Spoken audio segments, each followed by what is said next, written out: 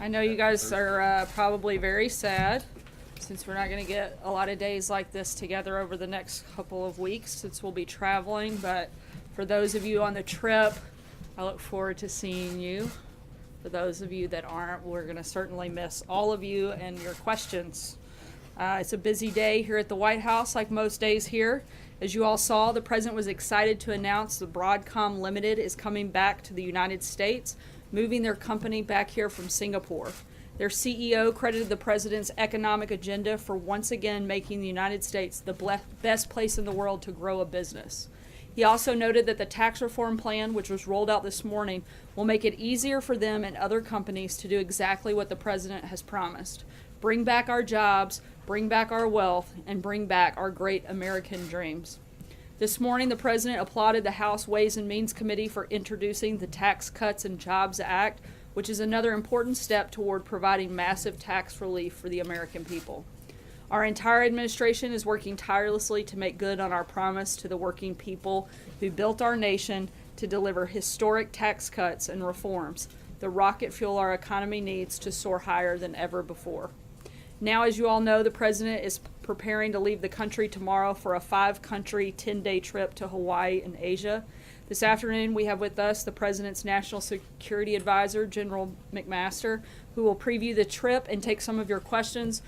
Please keep your questions on topic. If you have other questions, the press team will be around this afternoon and throughout the next 10 days while the rest of us are on the road. Thanks so much, General McMaster. Thank you. Well, good afternoon, everyone. Hey, good to see everybody. Tomorrow, President Trump embarks on his longest foreign trip to date and the longest trip to Asia by an American president in more than a quarter century. This trip is a great opportunity to demonstrate America's and the Trump administration's commitment to the Indo-Pacific and our efforts to strengthen long-standing American alliances and expand new partnerships. The president has actively engaged leaders in the Indo-Pacific this year to address a range of strategic issues, including, most notably, the North Korean nuclear threat. Since taking office, President Trump has placed 43 calls to Indo-Pacific leaders and conducted bilateral meetings with Japan, South Korea, China, India, Australia, Malaysia, Vietnam, Indonesia, Singapore, and Thailand. This historic trip will build on that ongoing diplomacy. The president's trip will focus on 3 goals. First, strengthening international resolve to denuclearize North Korea. Second, promote a free and open Indo-Pacific region. Third, advance American prosperity through fair and reciprocal trade and economic practices. The United States remains committed to the complete, verifiable, and permanent denuclearization of the Korean Peninsula. President Trump will reiterate the plain fact that North Korea threatens not just our allies South Korea and Japan and the United States. North Korea is a threat to the entire world, so all nations of the world must do more to counter that threat. That is happening, but the president recognizes that we're running out of time and will ask all nations to do more. In particular, the president will continue to call on all responsible nations, especially those with the most influence over North Korea, to isolate the North Korean regime economically and politically, to convince its leaders that the pursuit of nuclear weapons is a dead end and that it is past time to denuclearize. And he will remind friend and foe alike that the United States stands ready to defend itself and our allies using the full range of our capabilities. The president will also use his trip to promote his vision for a free and open Indo-Pacific region. The president will make the case that respect for freedom of navigation and overflight, the rule of law, sovereignty, freedom from coercion, and private enterprise and open markets is the best model to increase prosperity throughout the region and to secure the freedom and independence of all nations. And of course, Increasing prosperity of the American people is always one of President Trump's top priorities. Throughout the trip, the president will stress his commitment to free, fair, and reciprocal trade. He looks forward to working with partners across the Indo-Pacific region to ensure that governments do not unfairly subsidize their industries, discriminate against foreign business, or restrict foreign investment. This will help increase trade, reduce unsustainable deficits, and promote prosperity for the American people and the people of the Indo-Pacific region. A final point, and a point that's often overlooked, this trip, like all the president's engagements with foreign leaders, builds on previous accomplishments and on previous diplomatic efforts.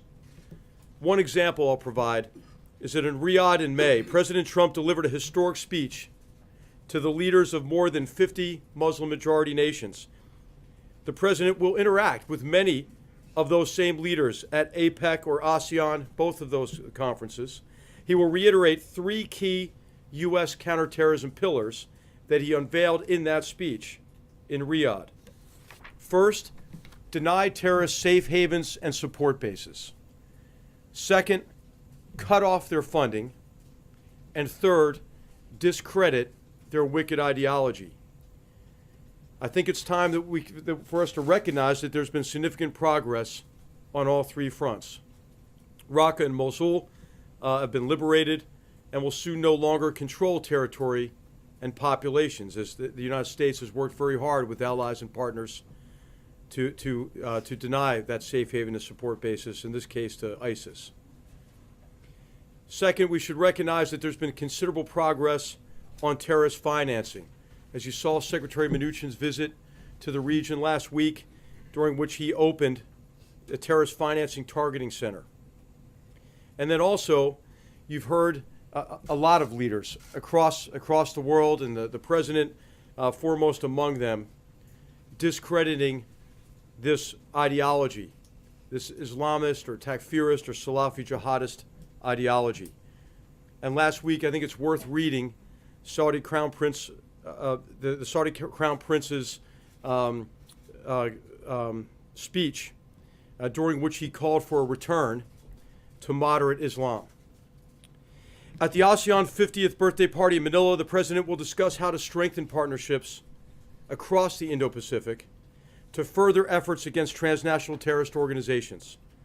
So this trip is an opportunity to build momentum towards shared prosperity and security, and I'm happy to take your questions. Thank you. Yes, toward the back there. General, as you look at the tools in your toolkit for confronting North Korea, how much thought are you giving to putting that country back on the American list of state sponsors of terrorism? Okay, that is an option that's under consideration, and so the president's cabinet is looking at this as part of the overall strategy on North Korea. But a regime who murders someone in a public airport using nerve agent, and a despotic leader who murders his brother in that manner, I mean, that's clearly an act of terrorism that fits in with a range of other actions. So this is something that's under consideration.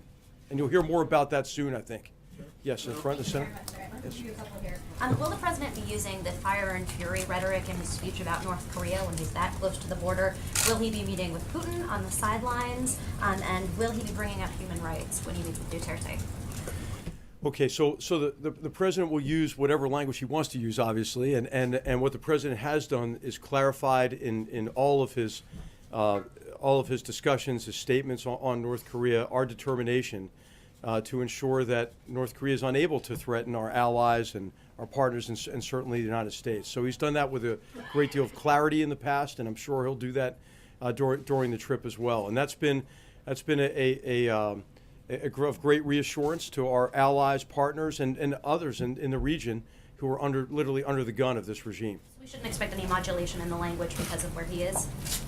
Well, I don't think the president really modulates his language. Have you noticed him do that? I mean, he's been very clear. He's been very clear about it. And let me just talk about this quickly. I've been aware of the discussions about, hey, is this inflammatory? No, what's inflammatory is the North Korean regime and what they're doing to threaten to threaten the world. I think there would be a grave danger if that regime didn't understand our resolve, the president's resolve, to counter North Korean aggression, and the president's made it very clear. Yes. Sorry, on the Putin and the Duterte Is there a sanctions? likelihood during the course of this 12-day trip that additional multilateral sanctions will be announced pertaining to North Korea? And the second question I have has to do with China. In your view, General, are they doing enough to apply pressure on the North Korean government? So on those questions, what you've seen is a concerted effort to isolate North Korea economically, and that's been combined with a major diplomatic effort that asks all countries to do more. There's tremendous momentum behind that now. We've seen countries across the Indo-Pacific region, but globally, doing more to expel these really, in effect, North Korean slave laborers who are a big source of income for the regime, to shut down a lot of illicit trafficking that was aimed to circumvent UN sanctions, and then also to shut down a lot of the money-making enterprises of this regime, oftentimes run out of their embassies. So you've seen a lot of expulsion of ambassadors, elements of the diplomatic corps, a restriction on this kind of activity, and the president welcomes that and appreciates it, but will also be asking others to do even more there. So it is both diplomacy and sanctions working together. China is definitely doing more. But obviously it's not enough until all of us achieve denuclearization. And I think what's really essential to remember about China's approach to this is China recognizes this isn't the United States or anyone else asking China to do us a favor. China recognizes that it is clearly in China's interest, in all nations' interests, to denuclearize the peninsula. And that's because of the direct threat from a regime like this with a nuclear weapon.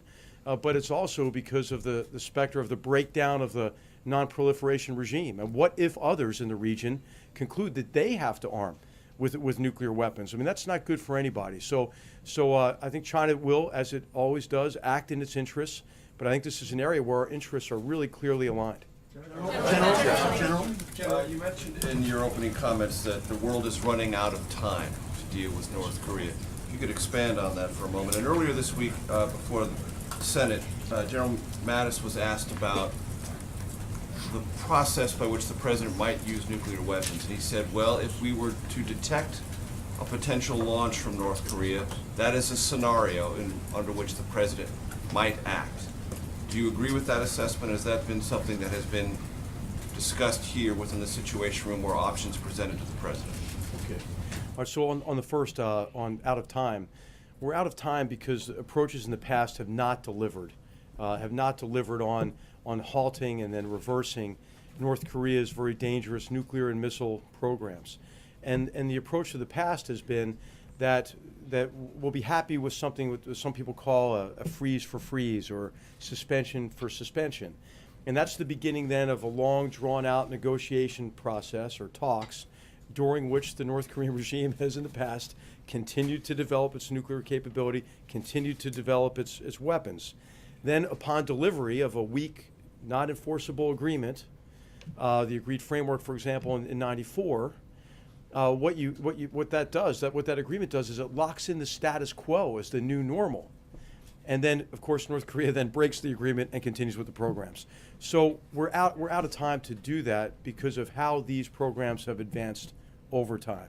So what it's time for is a really concerted effort to do everything all of us can to resolve this short of military action. In terms of scenarios, the president's always very clear. He doesn't draw red lines. He doesn't forecast directly or say directly what he's going to do. But what he'll do is he'll do whatever it takes to protect the American people and our allies. I only raise that because overseas. General Mattis said it in open Senate testimony. Yeah, and so what is clear is that the United States will respond with all capabilities available to North Korean aggression, and they're appropriate to that scenario. Protecting something that might be happening. Gentleman in the center in the back. Yes. Thank you, General. There have been stories coming out of North Korea and certainly parts of that part of the world that the North Koreans have targeted the president in different ways and Are you confident about his security, and have you heard any of the rumors about the targeting of him by Pyongyang? Well, you know, whenever the president travels, our team does an assessment and will secure the president. And you know, we have extraordinarily capable forces in the region. And so that's routine for us, is to take all that into consideration. How do you assess President Xi now that he has consolidated his power? Does it make it easier to deal with him on North Korea or harder? Well, I think what the president will do is build on what was already a very strong personal relationship that they developed at Mar-a-Lago, and then also that build on a very substantive policy dialogue we had, especially on the security side, in Mar-a-Lago and in meetings since then, at the G20, for example, and in multiple phone calls between President Trump and President Xi. And I would highlight three elements of that foundation for the U.S., Chinese, really the multinational approach to North Korea. The first of these is a recognition that North Korea is not just a threat to the United States. Remember in the old days you'd hear, well, this is really a problem between North Korea and the United States. Well, everyone acknowledges, China especially, that this is a problem between North Korea and the world. The second thing that's really critical is the universal acknowledgement that denuclearization of the peninsula is the only acceptable outcome. No more freeze for freeze, suspension for suspension. And the third thing is China's acknowledgement that it's acting in its interest, obviously, but that China has a great deal of coercive economic power. I mean, 90% of the trade, at least, flows in through China. And so the implementation, enforcement of the UN resolution holds promise, but there's more that can be done beyond that. And I think it's time maybe for nations to do more beyond what even has been called for in UN Security Council resolutions. Yes. Two questions. One, just to follow up on the previous question. Have you guys determined whether there will be a pull-aside or a formal bilateral meeting with Russian President Vladimir Putin during this trip? No, that's not been determined yet, but we'll announce it if that's determined. And secondly, I know we're focused on the Asia trip here, but I just wanted to talk for a second about the president weighing in on the man who's been charged with mowing down pedestrians in New York City. He called for the death penalty. Have there been any conversations in the White House about how that could complicate prosecutors' efforts and even help the defense claim that this person can't get a fair trial? What the president wants is to secure the American people from this threat and from mass murderers like this, and so what he's asked is for options to take a look to assess if our tremendous law enforcement teams and our judicial system has all the tools they need to be able to combat this threat to the American people. So what we owe them now is we owe them options, options to take a look at to see if this is the time to reassess, change our capabilities in this area, in the area of law enforcement in particular. Yes. Thank you, General. At your opening statement, you spoke about a lot of different freedoms, but I did not hear anything on freedom of speech, freedom of expression, freedom of religion, and self-determination, democratic values. And what I'd like to know is, are these things no longer as important to the United States under President Trump? Is he comfortable with authoritarian regimes consolidating power and moving away from democracy as long as they can help us accomplish larger goals, such as with North Korea and on any other subject? So what you'll hear is the president, when he talks about sovereignty, talking about the sovereign nations protecting the rights of their citizens. You heard in just the preview, and you'll hear much more in the speeches and statements the president makes abroad about the importance of adhering to rule of law, to promoting freedom, individual rights. And so this is extremely important to the president, and I think what we ought to do is just look at the president's record. Okay, so in Syria, you have a regime that is a big human rights offender, obviously, in a number of areas. The murder, the torture, the displacement of 6 million people internally, 5 million refugees, mass murder of their own people with chemical weapons. Who stood up against Assad to prevent even further murder of chemical weapons? The president did. I mean, if you look at the policy toward Venezuela, a regime that is consolidating its grip on power and denying their citizens their rights, the president's taken a very strong stance, along with our great Latin American partners, and on Venezuela. So I would just say, look at the actions, right? Look at the Cuba policy. Look at the shift from the old Cuba policy that enabled an autocratic regime, and a new Cuba policy which incentivizes human rights and the development of free enterprise, for example, in Cuba. I've asked you actually in this room several times, because I'll bring up again because you mentioned Venezuela, that the president and this administration has on many occasions condemned what's going on in Venezuela, but has not done the same thing with other leaders in the Philippines and in Turkey and also in Russia. The president seems to have no problem with some authoritarian regimes, but problems with others. And I'll ask you one more time, why is Venezuela different from Turkey or Russia or the Philippines? Well, I think what the president's focused on is being effective in advancing and protecting human rights and advancing the rule of law. You've seen him do that in his relationship with we've seen him do it quietly in every relationship. And so how much does it help to yell about these problems? It hasn't really delivered in recent history anyway. And so I don't think that you should assume anything because you're not in the meetings, you're not in the phone calls. And the president has done quite a bit and will continue to do more to advance and protect human rights across all of our relationships. With the president in the region, is there any concern or expectation that it could cause the North Korean regime to ratchet up their aggression? And are we doing anything proactively to prepare for some sort of acceleration in tensions? Yeah. Well, the only thing that is ratcheting up North Korea's aggression is the North Korean regime itself. And so, what's important is for us to have the capabilities necessary and to have them in the right locations to deter conflict, and then, if necessary, to be able to respond to North Korean aggression. And we're doing that really with our allies and partners in the region.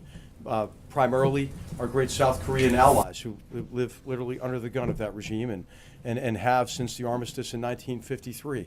And so we're working together with our South Korean allies every day to make sure that we have the highest degree of readiness. And of course, you've seen the most recent some of the most recent provocations involving missile launches over Japan, and North Korea poses a great threat to our ally in Japan as well. But as I mentioned, this is a global threat that requires a global response.